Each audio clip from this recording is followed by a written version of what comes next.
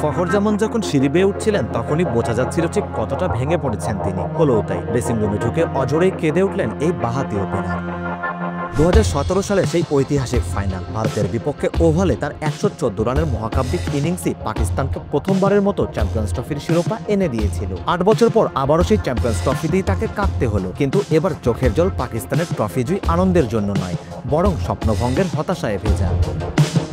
উচ্ছ্বাসের চূড়া থেকে হতাশার তলানি। 8 বছরের ব্যবধানে দুটি চ্যাম্পিয়ন্স ট্রফি থেকে এমন বিপরীতমুখী অভিজ্ঞতার স্বাদ পেলেন ফখর জামান। 2017 আসরের ফাইনালে দুর্দান্ত সেঞ্চুরি করে তিনি ছিলেন পাকিস্তানের শিরোপা জয়ের নায়ক। আর এবার দেশের মাঠে তার টুর্নামেন্ট শেষ হলো প্রথম ম্যাচে। চোট নিয়ে চ্যাম্পিয়ন্স ট্রফি থেকে ফখরের ছিটকে পড়ার খবর বেশ পুরনো। নতুন করে আলোচনার খোরাক জুগিয়েছে তার একটি ভিডিও, যা ছড়িয়ে পড়েছে সামাজিক মাধ্যমে।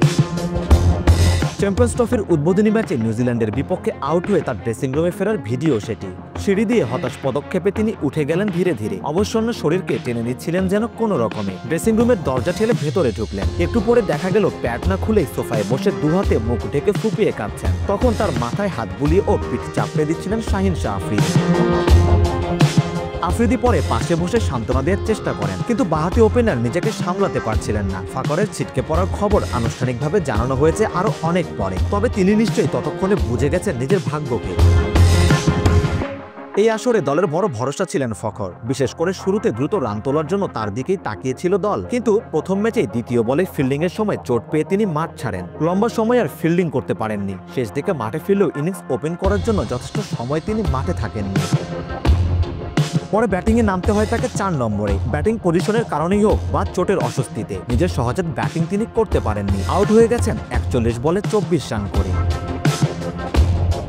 পাকিস্তান দলে টপ অর্ডারে আছেন বাবর আজম ও সৌদ শাকিল, কিন্তু তারা কেউই ফর্মে নেই। বাবর আজম নিজের ছায়া হয়ে আছেন, ফায়ার আপ করতে পারছেন না। এই মুহূর্তে পাকিস্তান দলে এমন একজনও নেই যাকে টপ অর্ডারে রেখে নির্ভর করা যায়। এমন এক দলে যেখানে উইকেটের মূল্য বোঝার কোনো ব্যাটার নেই, যারা প্রয়োজনের সময় ভরসা দিতে পারছেন না। সেখানে ফখর জামানে ছিলেন একমাত্র ব্যতিক্রম। এখন তিনিও নেই, তাই শুধু ফখরের কান্নাই নয়, গোটা পাকিস্তানেরও কাঁদা উচিত।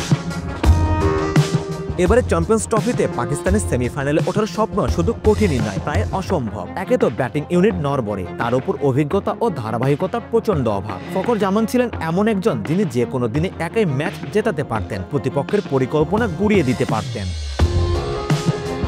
পাকিস্তানের আইসিসি ইভেন্টের সাফল্যের শেষ চিহ্নটুকুও যেন মাটি চাপা পড়ে গেল ফখর জামানের কান্নার সঙ্গে। ক্রিকেট বড়ই নিষ্ঠুর, নিয়তিও বড্ড নিষ্ঠুর।